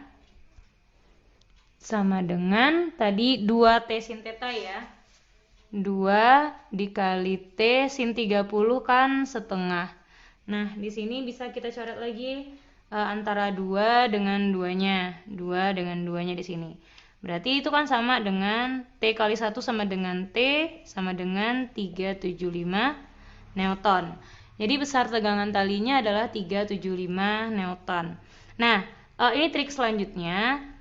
Kalau seandainya sudutnya tidak dikasih tahu, jadi ini ada batang, lalu dikasihnya seperti ini misalkan, ya, oke seperti ini. Tapi sudut di sini tidak dikasih tahu. Berarti untuk mencari sudut ini kita pakai Pitagoras. Kalau panjang ini ke sini dikasih tahu, panjang batangnya dikasih tahu, maka cari dulu panjang sisi miringnya. Nanti bisa kita pakai Pitagoras untuk mencari tetanya. Kalau misalkan, saya misalkan ya, ini A, B, C. Berarti kalau untuk sin tetanya kan depan per miring ya, LAB per, untuk sin tetanya, sin teta sama dengan LAB per panjang BC. Berarti untuk mencari sin tetanya kan bisa langsung dengan persamaan ini aja. Kalau misalkan dikasih tahu LAB, berarti LAB-nya atau LBC-nya tinggal kita kali silang. Ya, LBC dikali sin theta. Jadi pokoknya kalau ada salah satu sisi yang tidak dikasih tahu atau seandainya sudutnya tidak dikasih tahu, berarti kita bisa gunakan rumus Pitagoras. Berarti untuk mencari sinnya itu atau mencari cosnya itu, kita manfaatkan Pitagoras dari sistem segitiganya. Oke. Baiklah, kita lanjut ke jenis kesetimbangan yang ketiga. Untuk kesetimbangan yang ketiga yaitu kesetimbangan batang dengan 2 buah titik tumpu di sini. Oke, coba kita lihat untuk kesetimbangan berikut. Ini penumpunya besar sebelah ya, sebentar.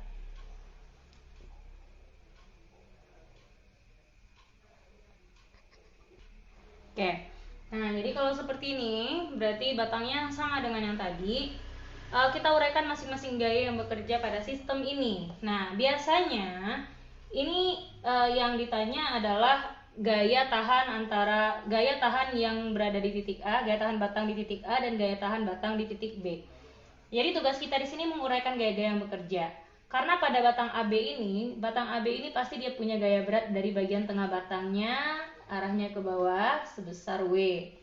Lalu di sini ada gaya normal di titik A karena batangnya kan menyentuh titik tumpu ya, berarti ada gaya normal atau gaya tahan di titik A sebesar NA, dan ada gaya normal yang dialami titik B atau gaya tahan di titik B sebesar NB gitu.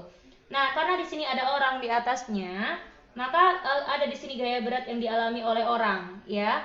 Nah, berarti dari orang ini dia juga punya gaya berat ke bawah yang mempengaruhi batang sebesar WO. Jadi kita misalkan titik yang baru, ini ada titik C, ini titik D. Kita misalkan ini titiknya titik D, gitu ya. Oke, sekarang kita lihat. Kalau seandainya yang ditanyakan adalah tentukan gaya tahan, jadi gaya tahan di titik A. Oke, kalau yang ditanya gaya tahan di titik A, berarti triknya kita ambil porosnya di B. Triknya ambil poros di titik B. Gitu. Nah, berarti kalau kita ambil porosnya di titik B, maka yang kita analisis di sini berapakah momen gaya pada batang AB ini jika porosnya di titik B. Nah, agar batang ini tetap setimbang, maka momen gaya dengan poros di titik B-nya itu harus sama dengan 0. B-nya yang jadi poros sekarang. Oke, berarti kita kode ya. B ini yang jadi poros. Nanti kita ganti porosnya, sebaliknya. Oke, kalau B ini yang jadi poros, berarti kita uji masing-masing gayanya menyebabkan batangnya berputar kemana. Oke, perhatikan. Kalau kita punya batang AB, lalu di titik B-nya jadi poros, di ujung A itu ada gaya NA. NA-nya arahnya ke atas. Berarti ujung A itu kalau ditarik ke atas, dia akan berputar berlawanan arah jarum jam. Oke, berarti kita arahkan dia ke arah poros, tandanya negatif, ya kan? Lalu gaya berat W di bagian tengah batang, dia bekerja di tengah batang, arahnya ke bawah, kita tarik ke bawah, maka akan menyebabkan titik C itu, bagian C itu dia berputarnya berlawanan arah jarum jam juga, ya kan? Dia berputar berlawanan, berarti minus. Lalu pada saat di orangnya juga mempunyai gaya berat ke atas, berarti nanti akan menyebabkan batangnya berputar searah jarum jam. Sorry, ini searah jarum jam ya, kan NA ini ke atas ya, berarti searah jarum jam. W-nya ke bawah, berarti itu yang berlawanan. Berarti di WO juga ke bawah akan menyebabkan juga berlawanan jarum jam. Berarti tandanya negatif lagi di sini. Oke, berarti di sini baru kita masukkan dia ke persamaan. Bu, kenapa di NB itu gayanya kita tidak pakai? Karena NB kan dia mengenai poros, tepat di poros menahannya. Kalau kita tarik pun porosnya ke atas kan batangnya tidak bergerak. Makanya di situ sama dengan 0, gitu ya. Oke. Nah, sekarang berarti kita analisis dia ini. Berarti NA-nya positif, NA. Lalu NA-nya dikali dengan jarak NA ke poros. Jarak NA ke poros kan sepanjang AB. Oke, mana lagi? Nih, NA dikali LAB karena jaraknya sepanjang AB. Nah, lalu di titik C itu kan ada gaya W ya, berarti W dikali jarak W ke poros. W ini kan posisinya di tengah-tengah nih, berarti ke poros berarti setengah dari panjang AB kan, berarti dikali, atau jarak dari C ke B, berarti dikali LCB gitu. Oke, nah saya geser deh ini, berarti NA ya dikurang, karena tanda W ini menyebabkan tadi batangnya berputar berlawanan arah, dikurang W dikali jarak W ke poros. W nya di titik C, ke porosnya di B, berarti LCB. Oke, berarti di sini lalu ada W0 ya, WO nya, W berat orangnya negatif juga, berarti WO nya dikali jarak W orang ke poros, berarti LDB sama dengan 0. Nah, ini dia yang persamaan pertama. Kalau seandainya ditanyakannya adalah jarak atau gaya tahan di titik A. Saya geser ke sini. Sigma torsi di B-nya harus sama dengan 0. Oke, jadi ini kita masukkan aja nanti nilainya, dapat nanti NA-nya. Oke, kita lanjut untuk menentukan di B. Nah, sekarang kalau seandainya ditanya gaya tahan di B, gaya tahan di B kan maksudnya gaya normal di B ya. Kalau gaya tahan di A berarti itu yang namanya NA tadi. Kalau gaya tahan di B berarti kan itu yang namanya NB. Nah, berarti kalau gaya tahan di B kita pilih porosnya di A lagi. Jadi sekarang kita ganti nih porosnya. Sekarang kita pilih porosnya di A. Kita hapus arah putarnya semua. Oke. Kita ambil porosnya di A. A ini yang jadi poros. Berarti A yang jadi poros lagi, ya. Kalau A yang jadi porosnya, berarti sekarang gayanya kita putarkan ke arah poros. Nah, seandainya kita punya poros di A, lalu di titik B ada bekerja gaya sebesar NB, nah maka nanti gaya NB itu arahnya ke atas. Kalau kita tahan batangnya di A, tarik NB-nya ke atas, menyebabkan titik B itu berputarnya nanti berlawanan arah jarum jam. Oke, berarti ini gambarkan berlawanan arah jarum jam. Oke, tandanya negatif ya. Lalu nanti di titik D itu ada gaya WO. Gaya WO ini, kita lihat gaya WO itu kan arah panahnya ke bawah. Kalau kita tarik ke bawah, dia akan menyebabkan batangnya berputar searah atau berlawanan ini. Berlawanan searah jarum jam ya. Nah, searah jarum jam berarti kita arahkan ini ke arah poros, kan dia berputarnya searah nanti itu, maka ini tandanya plus. Lalu saat dia porosnya di A, di C ada gaya berat W, berarti kita tarik ke bawah, maka akan menyebabkan, atau kita dorong ke bawah, maka akan menyebabkan batangnya berputar searah jarum jam juga. Oke, gambar aja lengkungan ke arah poros gitu. Nah, berarti di sini kita ambil sigma momen gaya dengan poros di A-nya harus sama dengan 0 agar dia tetap diam. Nah, sekarang kita lihat tadi di sini gayanya dari ujung ini kita kerjakan ya, ada gaya NB, berarti NB dikali jarak gaya NB ke poros itu sepanjang. Lalu tanda WO-nya positif, berarti ditambah WO dikali jarak WO ke poros. WO kan di titik D. Berarti jarak WO ke poros LDA. Dari D ke A.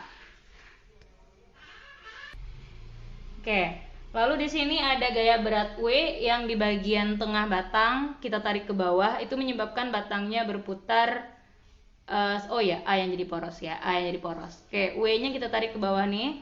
Berarti menyebabkan dia berputar kan searah jarum jam. Berarti W-nya positif ditambah W dikali jarak W ke poros. W-nya di titik C.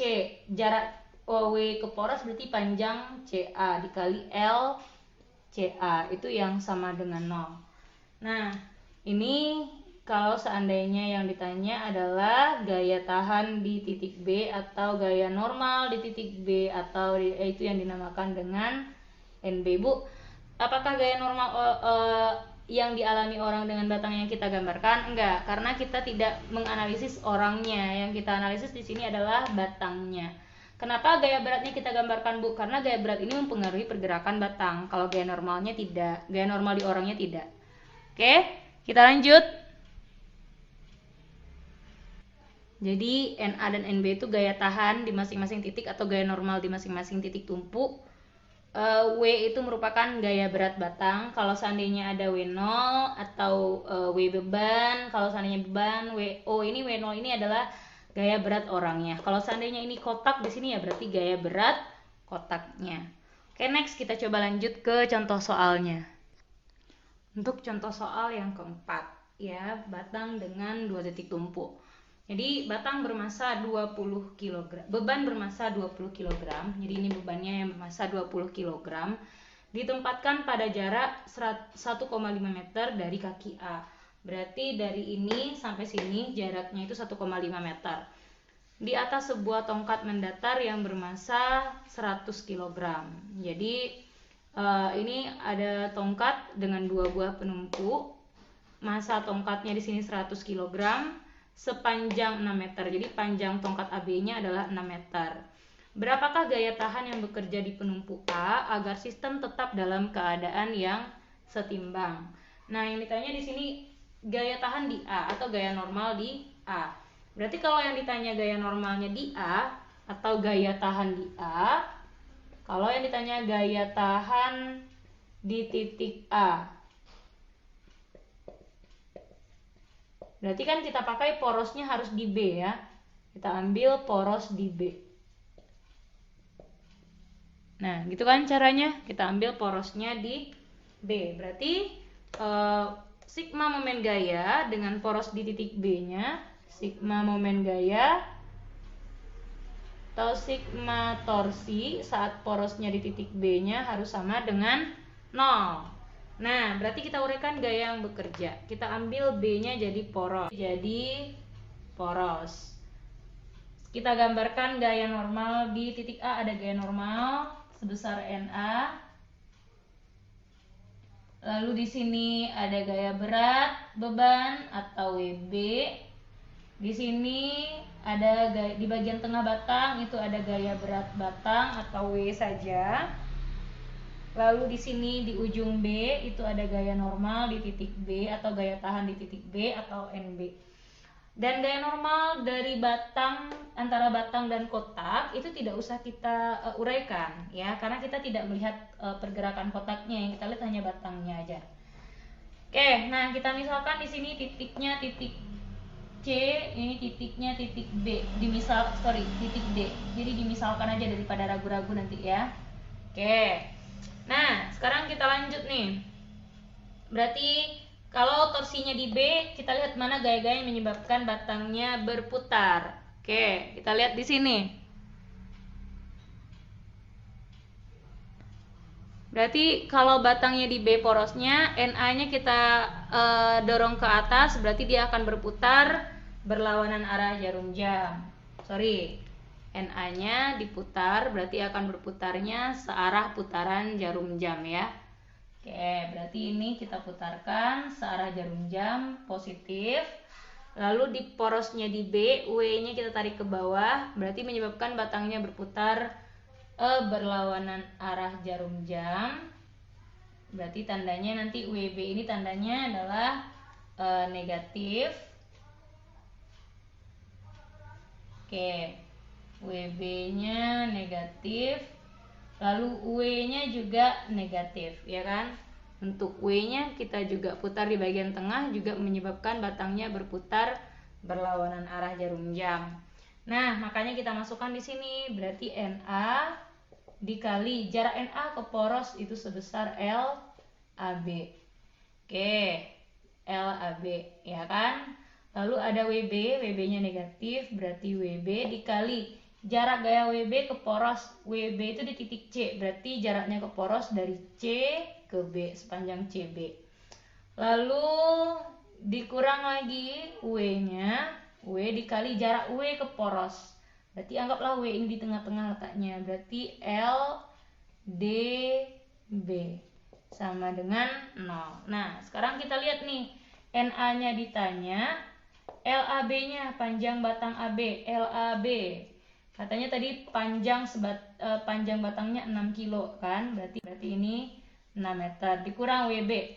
Berat bebannya beban bermassa 20, berarti berat bebannya 20 dikali 10, berarti 200 dikali LCB, panjang C ke B. Kalau seandainya tadi panjang dari A ke C itu 1,5 meter, berarti dari D sampai ke B itu panjangnya adalah 3 ya, karena kan setengah dari panjang batang, 3 meter. Dari D ke A juga 3 kan, berarti dari C ke D tentunya di situ tinggalnya 1,5 meter juga, ya kan? Ini ke sini 1,5, ini ke sini juga 1,5. Ya enggak? Nah, berarti ini juga panjangnya 1,5 dikurang W ini berat batang. Katanya tadi massa batangnya 100 kilo, berarti berat batangnya 100 kali 10, berarti 1000 dikali jarak D ke B. Ya, jarak D ke B nya 3 meter. Oke, saya minta maaf ini jaraknya tidak sama dengan ini, harusnya disamakan ya. Harusnya disamakan. Oke. Harusnya kan panjang CD dengan CA itu sama karena ada jaraknya sama-sama 3 gitu. Sama dengan 0 di sini. Berarti NA kali 6 dikurang 200 dikali 1,5 baru 1000 dikali 3. Oh, ini dari C ke B, sorry. C ke B 1,5 tambah 3 meter ya. Oke. Ini saya hapus dulu. Dia kan dari C ke B ya.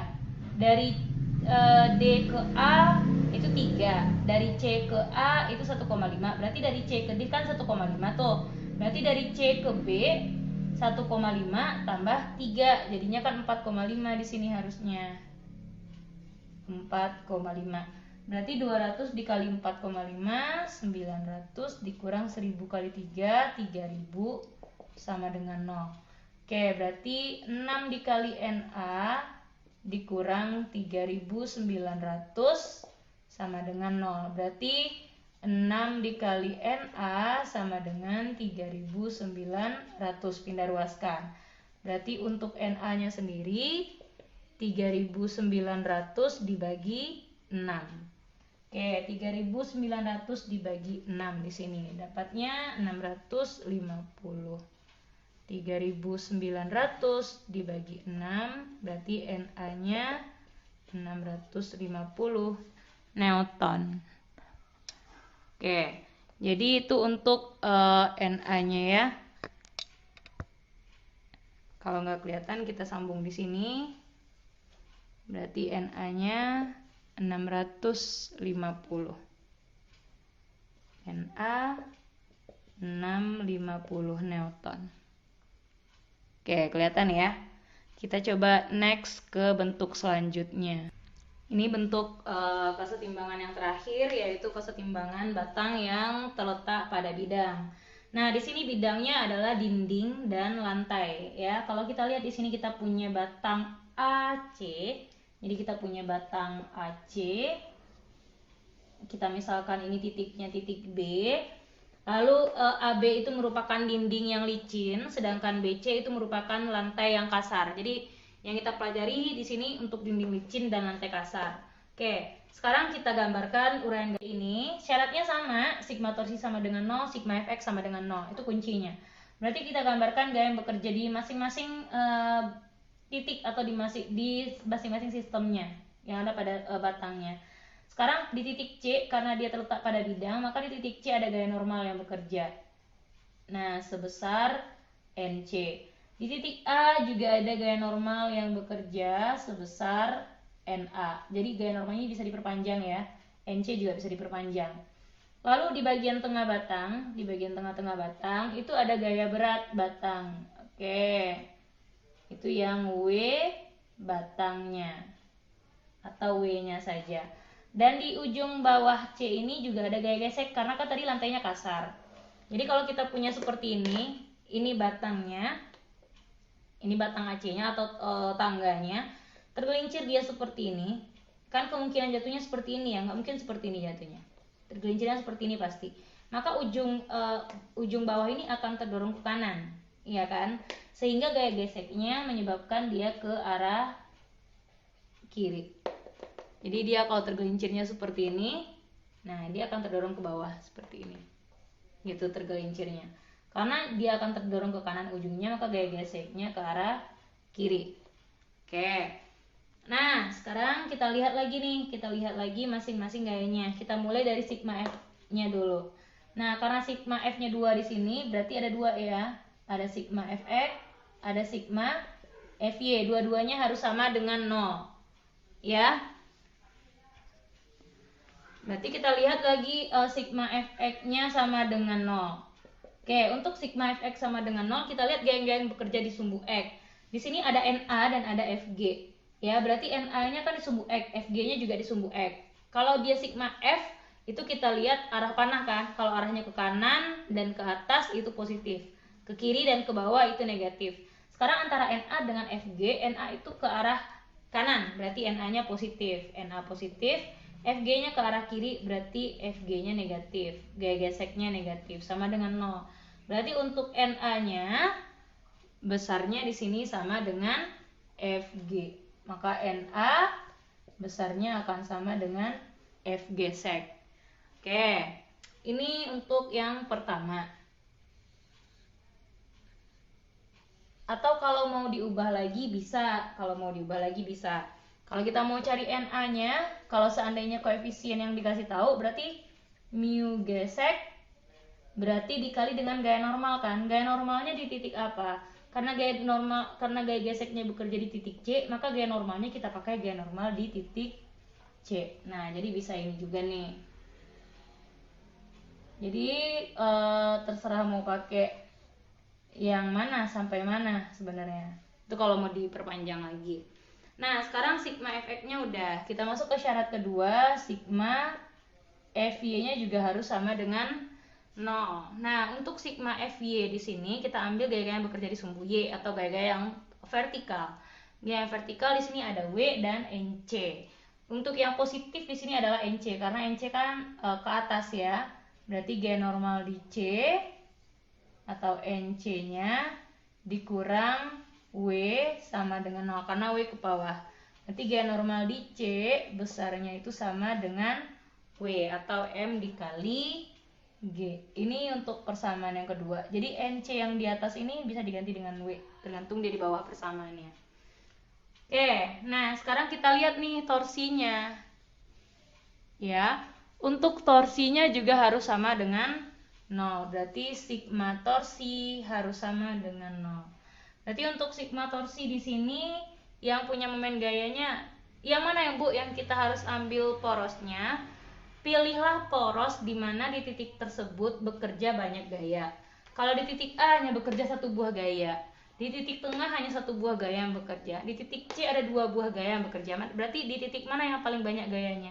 Di titik C. Berarti titik C yang kita jadikan porosnya. Ya. Berarti porosnya di titik C kita ambil. Nah, jadi ini yang kita jadikan poros. Gitu, untuk momen gaya. Berarti sigma torsi sama dengan 0. Berarti di sini gaya-gaya yang tepat di poros itu kan tidak ada momen gaya. Ya kan? Tidak punya momen gaya. Nah, berarti kalau seperti ini nih, batangnya gini, maka kalau seandainya NA-nya kita tarik ke samping akan menyebabkan batangnya berputar searah jarum jam kan? Berarti NA-nya nanti akan bernilai positif. Oke, lalu gaya beratnya. Gaya berat di B kita tarik ke bawah akan menyebabkan batangnya berputar berlawanan jarum jam. Berarti ini tandanya dikurang. Oke, berarti di sini NA dikali jarak NA ke poros. Cara mencari jarak NA kita perpanjang gaya NA-nya. Nah, kita perpanjang ke sini. Jarak NA di sini sama si NA ini. Jarak NA ke poros itu kan sepanjang AB. Sama ya panjang sisinya. Dari ini ke sini kan sama panjangnya dengan AB. Jadi anggap aja ini ujung NA nih diperpanjang sampai sini. Kan boleh diperpanjang tanda panahnya sampai sini. Jadi dari ujung NA ke poros sama kan dengan panjang AB. Kan sama panjang mereka berdua. Nah, berarti dikali dengan LAB. Oke. Kalikan di sini dengan LAB, gitu ya cara melihatnya. Nah, lalu dikurang di sini W, dikurang W dikali jarak dari gaya W ke poros. Kita ambil aja ujung ke poros. Ujung ke poros ini berapa jaraknya ini? Berarti kalau dari ini kan ini ke sini panjang BC, ini ke sini setengah dari panjang BC. Ini ke sini panjang BC. Berarti dari ujung W ke C setengah dari panjang BC. Berarti setengah dari panjang BC. Itu yang sama dengan 0. Nah, kalau hanya menghafal rumus aja, maksudnya kalau hanya ingin menganalisis aja, sampai di sini juga bisa. Kalau kita turunkan lagi, dapat hasilnya persamaan cepatnya. Oke, kalau mau coba turunkan lagi boleh. Berarti LAB. Nah, LAB ini kan kalau kita punya segitiga seperti ini tetanya, ini A, B, C. Berarti untuk mencari sin tetanya, berarti kan nanti ini sin tetanya LAC LAB per LAC kan, itu yang sin teta. Berarti sin tetanya kan LAB per LAC. Berarti kita bisa cari LAB-nya kan. LAB-nya kali silang, berarti LAC dikali sin teta. Oke, gitu. Nah, berarti kalau kita mau cari LBC, LBC-nya kan itu sisi depan. Sisi depan ada hubungannya dengan cos theta. Berarti untuk mencari cos theta-nya kan LBC per LAC. Sisi depan per sisi miring. Berarti LBC-nya LAC cos theta kali silang. Cos theta sama dengan 0. Jadi bisa saja itu tidak dikasih tahu, tapi kita bisa kali silang, bisa kita masukkan dia ke trigonometri. Tadi LAB itu kan sisi depan, hubungannya sisi depan yang ada dengan sisi miring itu sin kan, makanya kita pakai tadi sin. Ya, oke. Sekarang kalau kita mau lanjutkan lagi, ini akan dapat rumus cepat. Nah, berarti di sini bisa jadinya kita pindah ruaskan boleh, berarti tinggal NA ya, NA dikali LAC sin theta sama dengan min LAC cos theta, kita pindah ruaskan jadinya LAC, oh ini ada W-nya ya, W dikali setengah LAC cos theta sama dengan 0. Itu yang harusnya, tinggal tadi setengahnya. Berarti kita pindah ruaskan jadinya setengah W atau W dikali setengah LAC cos theta. Begitu ya. Nah, sekarang ada yang enggak yang bisa kita sederhanakan? LAC-nya dengan LAC boleh dicoret. Gitu ya. LAC dengan LAC-nya boleh dicoret. Tinggal NA. NA-nya kita bisa ganti dengan mu K dikali NC. Berarti boleh mu K dikali NC-nya bisa kita ganti dengan W, boleh, dikali sin theta sama dengan W dikali setengah cos theta. Nah, di kanan ada W, di kirinya ada W, gitu kan. Nah, berarti makanya di sini mu K dikali sin theta sama dengan setengah cos theta. Kalau ini kita kali silang, 2 mu K sin theta sama dengan cos theta. Bisa nggak kita jadikan persamaan trigonometri sin per cos? Bisa kan? Berarti kalau kita jadikan ini sin per cos, jadinya ini 1 per 2 mu K sama dengan ini jadinya sin theta per cos theta. Oke. Nah, berarti sin per cos ini itu yang namanya tangen ya. Berarti 1 per 2 mu K sama dengan tangen theta. Nah, berarti untuk mu K-nya sama dengan 1 per 2 tan theta.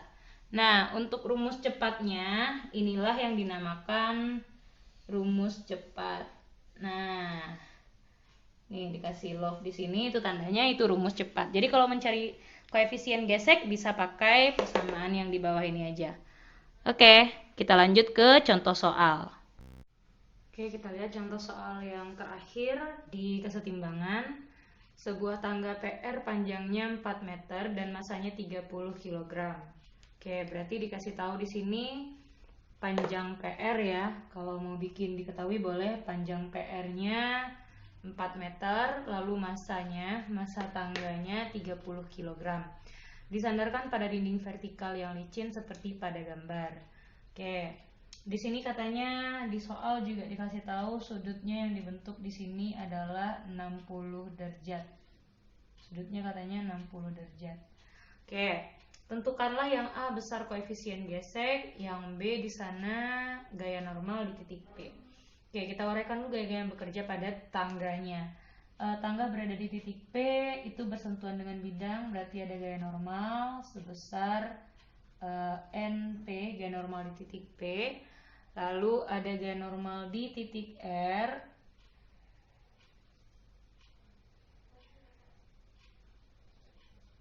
Oke, lalu di bagian tengah-tengah batang atau tengah-tengah tangga itu ada gaya berat sebesar W.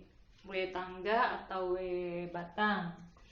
Nah, setelah itu kita masukkan dia ke syarat kesetimbangan untuk menentukan koefisien geseknya.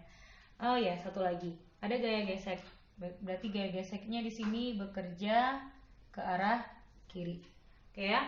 Nah, berarti di sini yang ditanyanya tentukanlah koefisien gesek. Berarti kalau koefisien gesek yang ditanya berarti mu K. Berarti ini mu K yang ditanya. Kalau gaya normal di titik P berarti itu NP yang ditanya. Nah, kita lihat di sini. Berarti kalau koefisien gesek berarti ada hubungannya dengan gaya gesek. Oke. Nah, berarti kita jawab yang A itu masukkan ke syarat kesetimbangan. Sigma Fx sama dengan 0, sigma Fy sama dengan 0, lalu torsinya juga sama dengan 0. Berarti di sini gaya geseknya terletak di sumbu X. Berarti kita pakai sigma Fx sama dengan 0. Oke, sigma Fx sama dengan 0, gaya yang bekerja di sumbu X ada F gesek dan NP. Tapi NP yang bernilai positif karena arah panahnya ke kanan. Berarti NP dikurang gaya gesek sama dengan 0. Berarti NP sama dengan F gesek. Jadi kalau seandainya gaya gesek yang ditanya, berarti kan di sini F geseknya ini NP sama dengan mu K dikali gaya normalnya di titik R. Kan gaya geseknya di titik R bekerjanya. Berarti gaya normal yang kita pakai juga gaya normal di titik R di sini. Oke, itu persamaan yang pertama. Kita bisa tandai dulu persamaan yang pertama. Untuk persamaan yang kedua, kita analisis lagi untuk syarat kesetimbangan selanjutnya yang sigma Fy-nya juga sama dengan 0.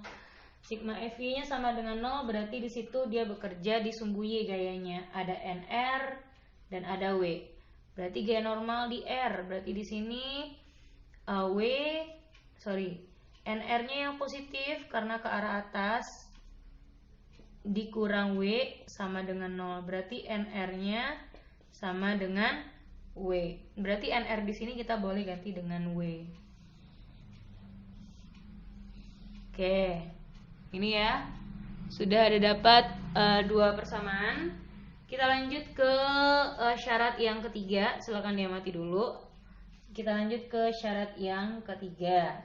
Untuk syarat yang ketiga yaitu sigma torsinya sama dengan 0. Ya, berarti kita masukkan sigma torsinya sama dengan 0. Nah, untuk sigma torsinya sama dengan 0 berarti kita pakai di situ gaya-gaya yang berhubungan yang menyebabkan si tangganya tadi berputar. Ingat, kalau soalnya seperti ini kita ambil poros di titik yang bekerja banyak gaya yaitu titik R di sini. Itu yang kita pilih jadi porosnya. Oke, kalau tangganya seperti ini, gaya-gaya yang bekerja di poros itu kita tidak punya momen gayanya kan, karena kan kontaknya langsung ke poros. Berarti yang bekerja di sini hanya NP dan W. NP-nya ditarik ke kanan, kita tarik ke kanan, berarti menyebabkan batangnya berputar searah jarum jam, tandanya positif. W-nya kita tarik ke arah poros ke bawah, berarti menyebabkan dia berputar berlawanan jarum jam, berarti W-nya negatif. Ya. Untuk W-nya di sini negatif tandanya. Oke. Lalu setelah itu kita masukkan ke persamaan momen. Berarti di sini ada NP. Untuk NP momennya positif dikali jarak NP ke poros. Cara mencari jarak NP itu gini. Kita perpanjang aja gayanya.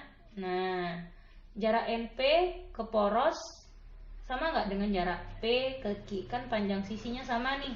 Berarti dikali L P Q. Ya. Jadi ini dikali L P Q. Oke.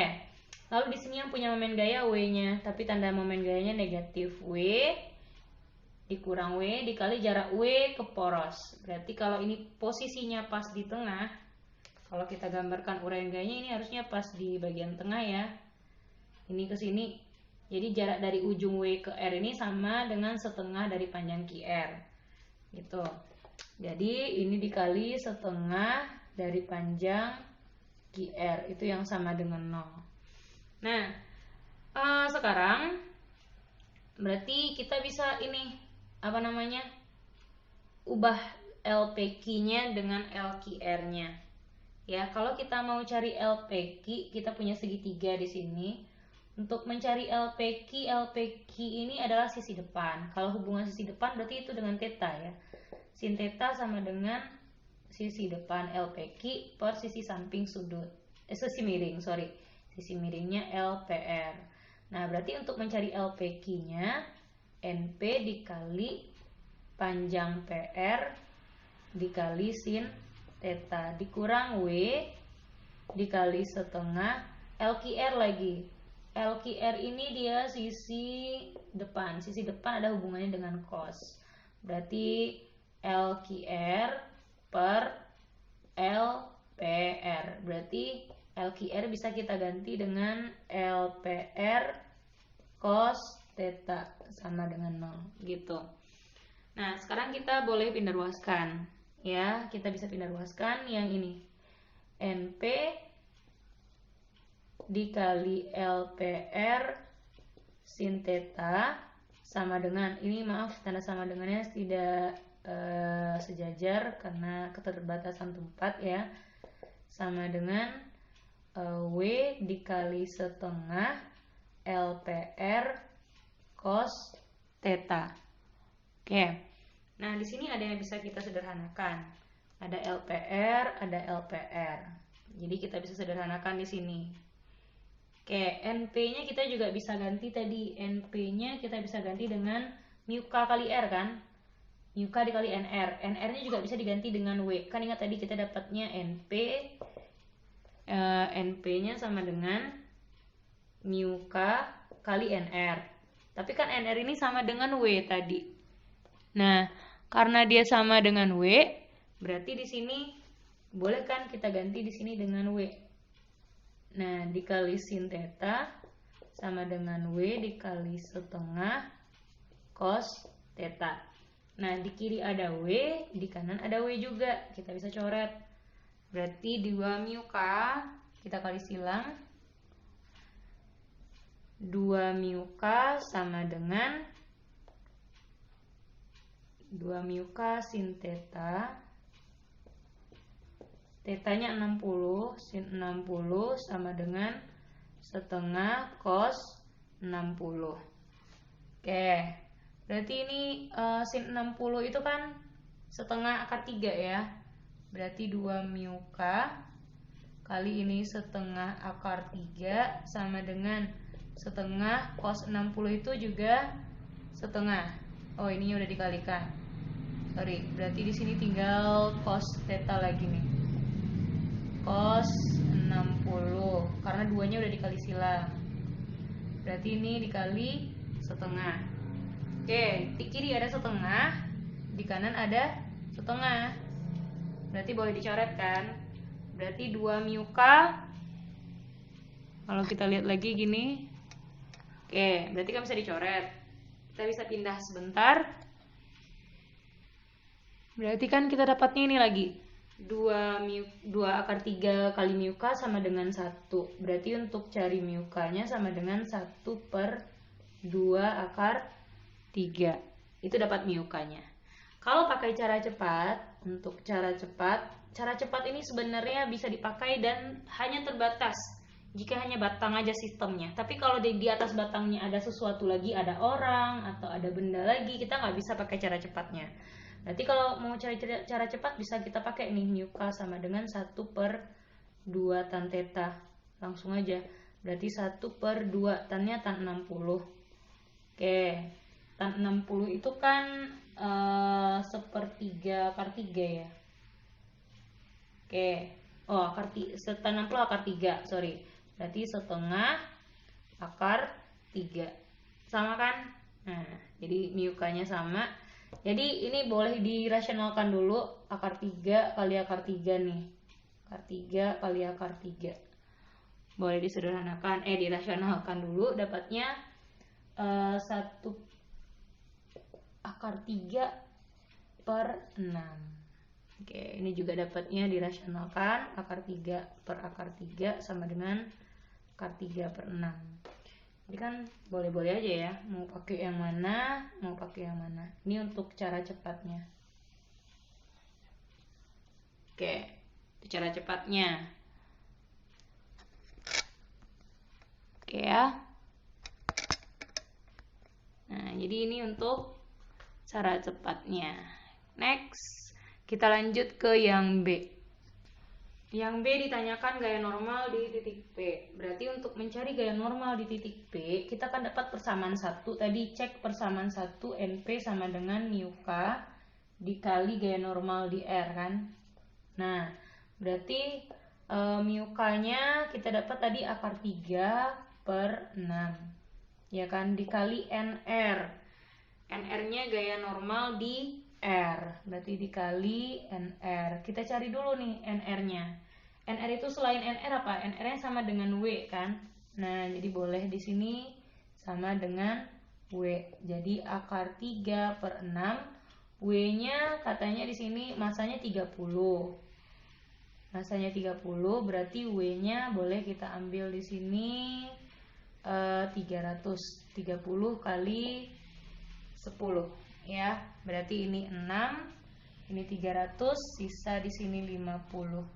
Berarti NP-nya adalah 50 akar 3 Newton. Oke, kalau ditanya gaya gesek, gaya geseknya sama dengan NP. Oke ya. Baiklah, terakhir kita bahas di sini tentang kesetimbangan benda tegar. Next, kita akan belajar tentang titik berat, konsep titik berat. Terima kasih atas segala perhatiannya. Sampai ketemu di pertemuan selanjutnya.